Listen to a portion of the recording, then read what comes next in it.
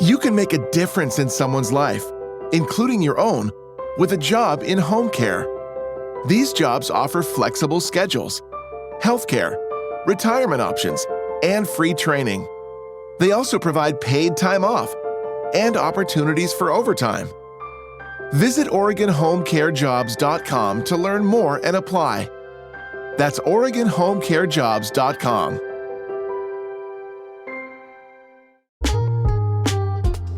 Each summer, Kenai Redfish Company travels to Alaska's Cook Inlet to sustainably fish wild salmon and then brings it back home to share with our community. Family owned and based in Northeast Portland, Kenai Red Salmon Shares offers households the opportunity to pre-order a portion of their premium flash frozen salmon to enjoy all year round. I know you've heard of farm to table. This is boat to table. Visit KenaiRed.com to place your order. That's KenaiRed.com. And be sure to use promo code CityCast15 to get $15 off.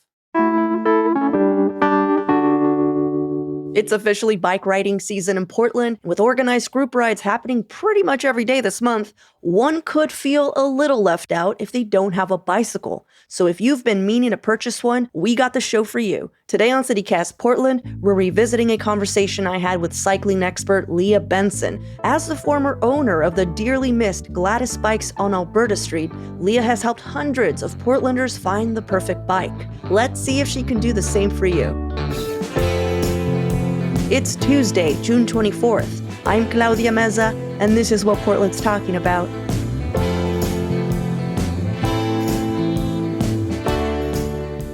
So, how should I narrow down what type of bike I need? I mean, I know there's the standard categories. I no longer commute to work, but I do love going on very long bike rides. Like, how does one figure out what they're actually going to use? Yeah, it's a good question. And I think the first one that you're either going to ask yourself or be asked, depending on if you're like going into the Wild West of like Craigslist or OfferUp to find a bike, or if you're going into a shop, anyone's going to want to know what you want to use it for. And so it sounds like what you're looking to use it for is riding around town, maybe going on some longer rides outside of town occasionally, but primarily just for getting from place to place in Portland, right? Yes. So there are a few different ways that we talk about standard categories of bikes. One of them is like the marketing language that bike companies come up with. So you'll hear things like commuter, hybrid, road bike, all-road, gravel bike, mountain bike, all of these different things. They're helpful because they tell you some different things that bikes can do, but ultimately they're marketing categories and you can make a whole lot of bikes work for a whole lot of things. But based on what you're describing, one of the places that I like to start when I think about what the right bike is actually starting at the tires, because that helps us figure out so much of what we're looking for. So as you're looking for a bike, do you want something that you're going to feel fast on, that you're going to feel stable on? Like what's important to you? Yeah, I love fast, but I also am thinking of the times that I will go on paths and how it can get a little dicey. It's not paved a lot of the ways. It's just kind of loose dirt or gravel. Totally. Well, there was this idea like back in the 70s that in order to be super fast on a bike, what you needed was really skinny tires, because skinny tires meant that you were going to go faster. Fortunately, there's a whole lot of nerdery that's out there these days going into tires that says that's not true. You can have wider tires and still be fast. And then there are benefits with them because you have wider tires. It allows you to go on more surfaces more comfortably. You can go on some of that gravel and feel good. You can go on some dirt. If you want to take your bike up into Forest Park and ride on Leif Erikson, you're going to be chill with that. I want that so bad. Yeah, you do want that. It's the best. Also, it's just going to be more comfortable for your body. Because like if you run over a rock on a super skinny tire, whether or not you perceive it, like it's harder on your body. Whereas if you're rolling over a rock and you've got like a nice wide tire that doesn't need quite as much air pressure, it's just softer going over it. Mm-hmm. So it both allows you to go more places and do so more comfortably. How would I communicate like the size of a tire? Because I'm just like, I want a fatter tire, like that doesn't mean anything to me. So tires, like confusingly with so many things with bikes, come in so many different types of measurements. A lot of times they're going to be measured in millimeters. So When we're talking super skinny tires, like we're talking like an 18, a 23, a 25, that's what you're going to find on a lot of road bikes. As you're getting above 30, it's getting into the wider realm. So like a hybrid bike. Hybrid, a lot of times what people are talking about are like a bike with flat handlebars that has, a good amount of gear range and a thicker tire so that it can do a little bit of everything. The idea behind a hybrid is that it's kind of best of both worlds, that it can ride on the road, but it can go off-road well too. Oh. And so with those types of bikes, you're tending to find tires that are going to be over 30 millimeters. That said, I like them even bigger than that. She likes a big tire. Okay. I love a big tire. I used to be one of those skinny tire people. No more. You can be fast and comfortable on the big ones. I'll take it. The tires that I ride on now around town are 2 to 2.5 inches wide. Whoa. Which people will look and be like, that's like a balloon. But again, as long as you have the clearance on your frame to do it, it's going to make it more comfortable. But anyway, I'm getting into some deep tire nerdery that most people that ride bikes don't actually care about or need to talk about that much. This is actually very, very useful to me. So you're saying, like, if I went and I spoke to a salesperson and I was like, I'm looking for something in the hybrid world, or should I just go straight? Like, I want something that has tire clearance for big fatties. Big fatties. Yeah.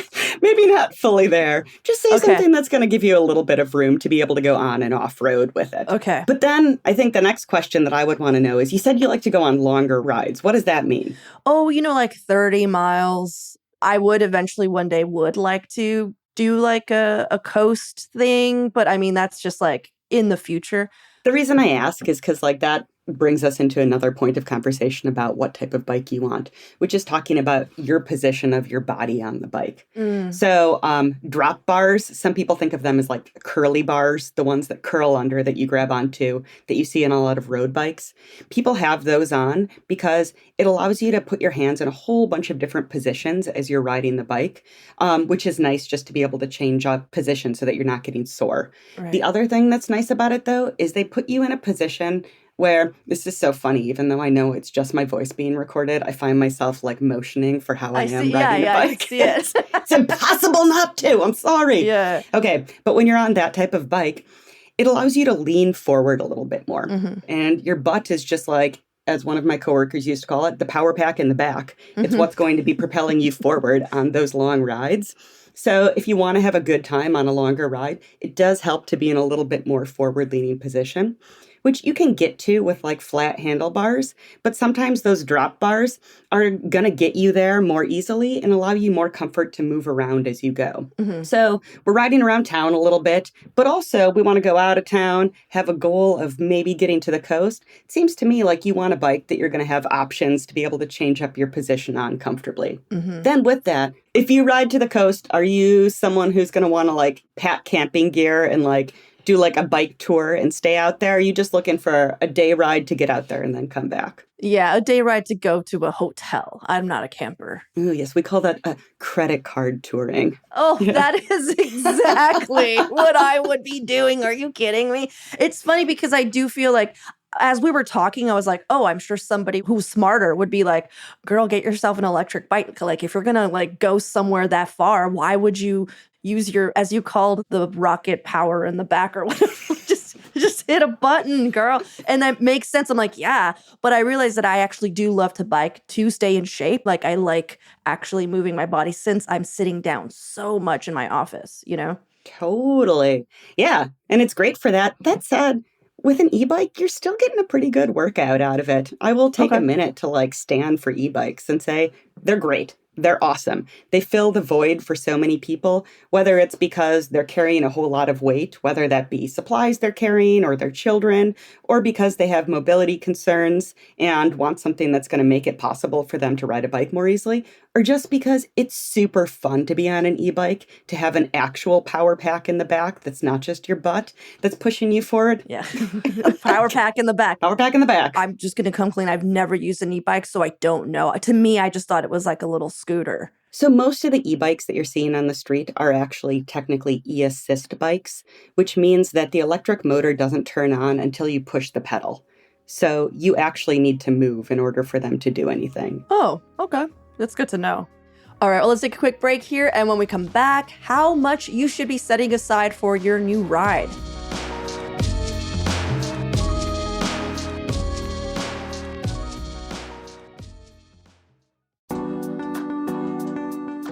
Still looking for summer activities that get your kids out of the house, but also provide enrichment and personal growth?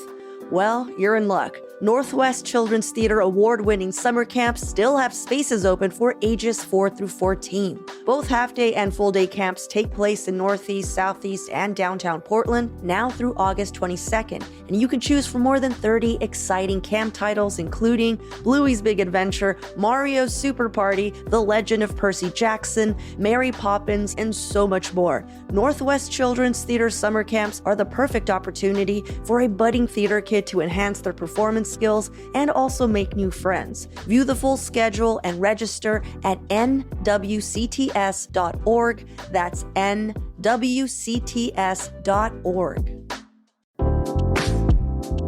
Time slows down in Walla Walla, Washington. And that's the point. You can experience a vibrant and relaxing getaway, going at your own pace, doing as much or as little as you want. And if you love to eat delicious food and drink good wine, this is your destination.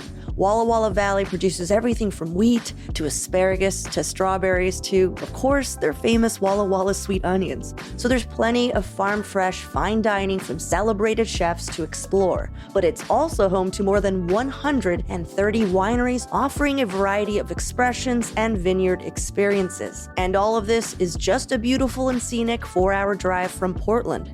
Go to wallawalla.org to plan your visit today. That's wallawalla.org. How do you know how much to spend? If I want like a good bike, like that's going to last me more than a season, how much should I be saving? Yeah.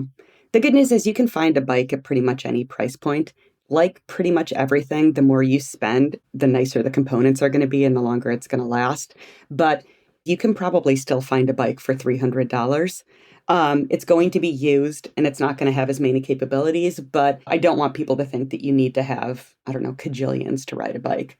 If you're looking for $800 or less, used bikes are great for that. And there are so many shops in town that specialize in used bikes where you can find some really great deals still. But if you are looking for a new bike, I think the floor of what's going to be a good bike that's made with materials that are going to last a reasonable amount of time is probably $800. That's going to get you some good quality flat bar bikes. Again, with flat bar, those are the handlebars that are just straight across or like slightly swept back towards your body, as opposed to drop bar, the ones that curl under or road bike bars.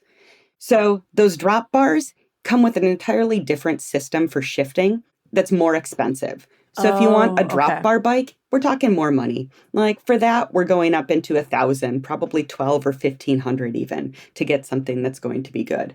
I'd say if I was on the market for a new bike, like what you're talking about, something that can do a little bit of everything and do it pretty well, I would probably think about $1,500. Okay. Because that's going to make sure that you're getting something really good that's going to last a long time.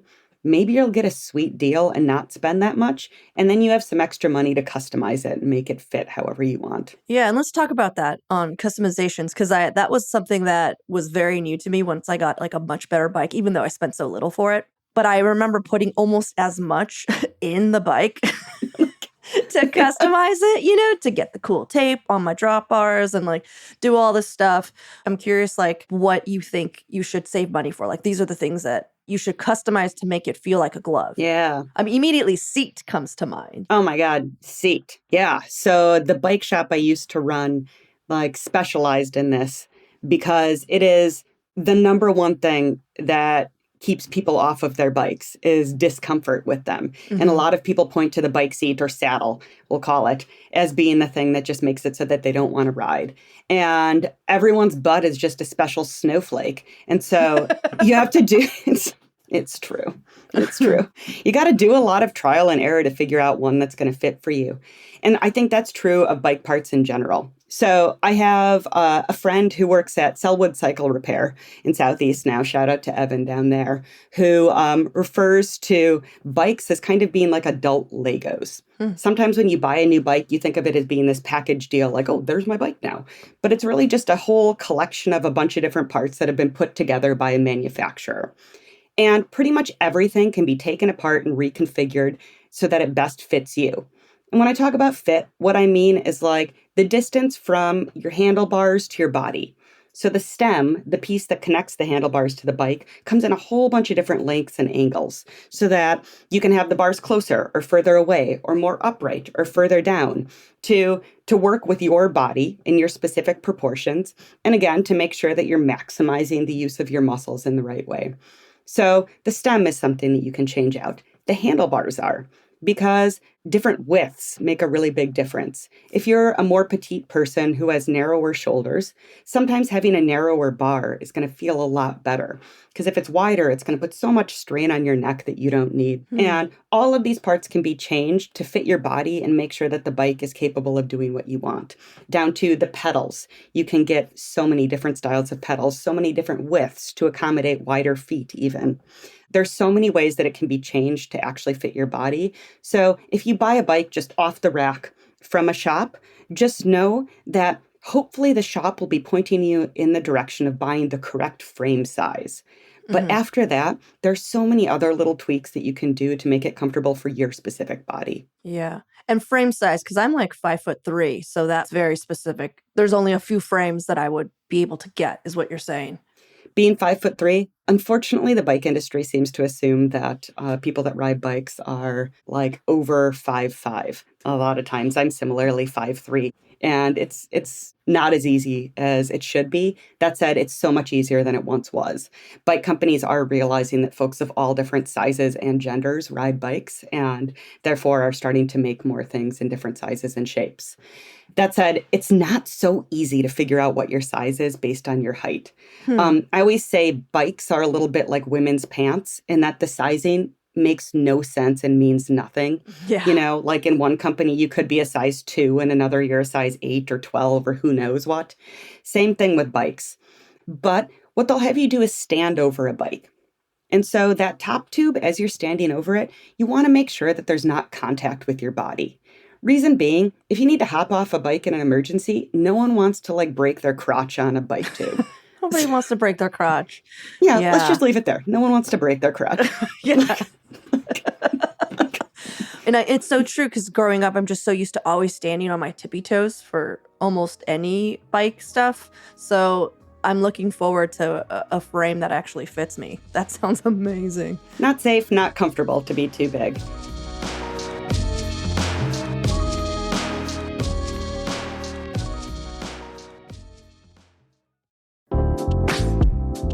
The 2025 Invent Oregon Finals are taking place on Friday, June 27th. It's Oregon's only statewide collegiate invention competition. It's also the culmination of an 8-week program that provides students with essential tools that include funding and mentors to prepare them to present their inventions to their peers and industry experts and key players in Oregon's entrepreneurial ecosystem. They're also vying for their share of $30,000 in cash prizes. So come see some of Oregon's brightest minds battle it out on June 27th at the University of Portland on Willamette Boulevard. Get your free tickets on Eventbrite. The link is in our show notes.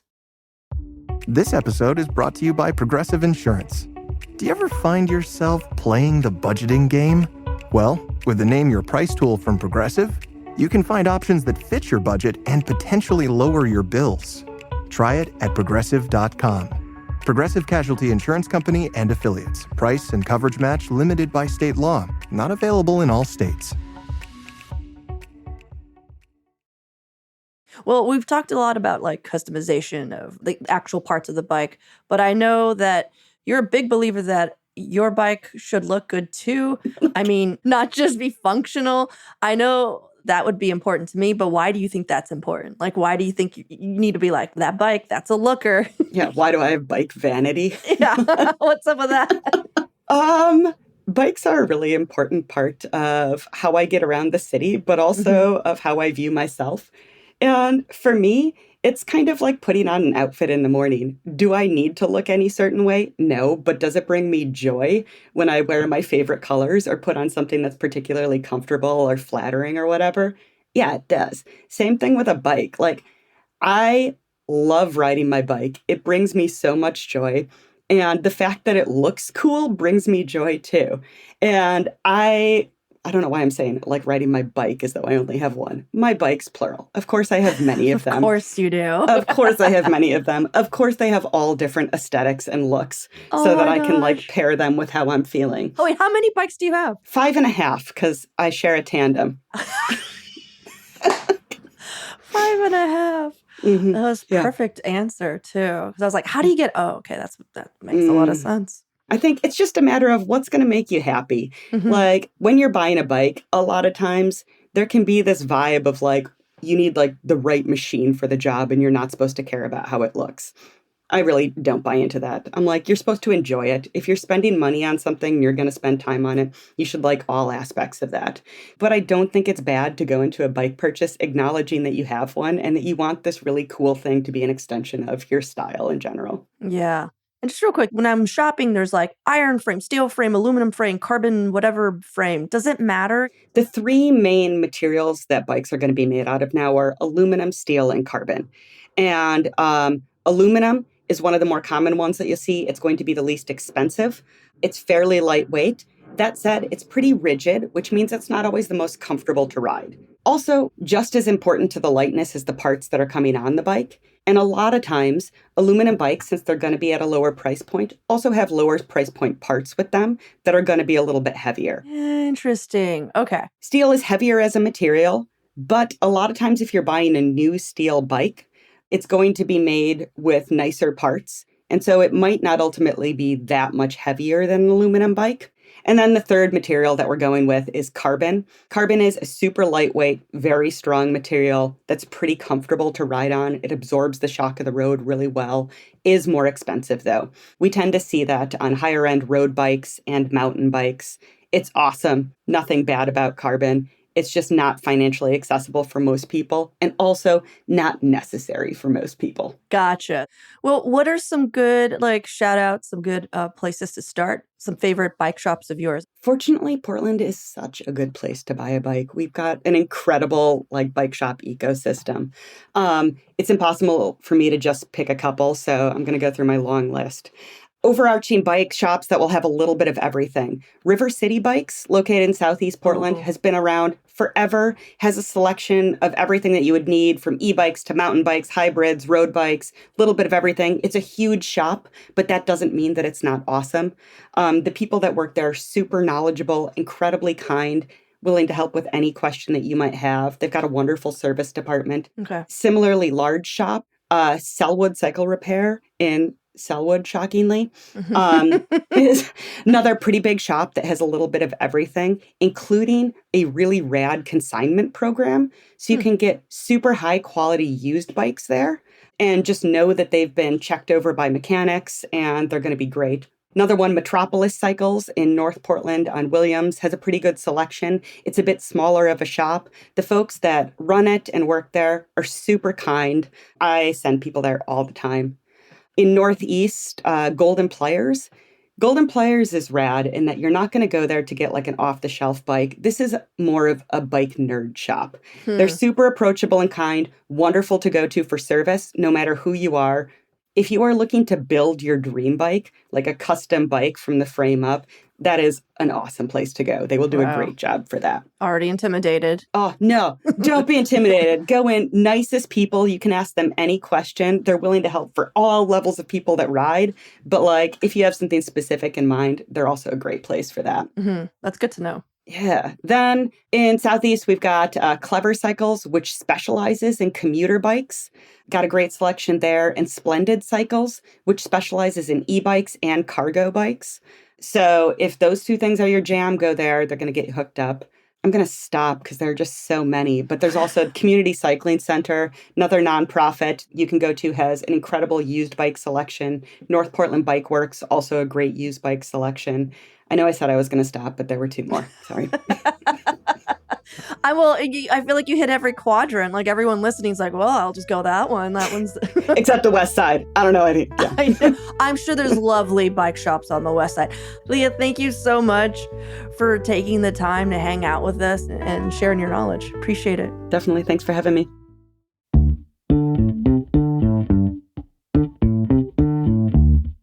That's all for today here on CityCast Portland. Thanks so much for listening. If you enjoyed the show, please share it with a friend, rate or leave us a review. It really does help us out.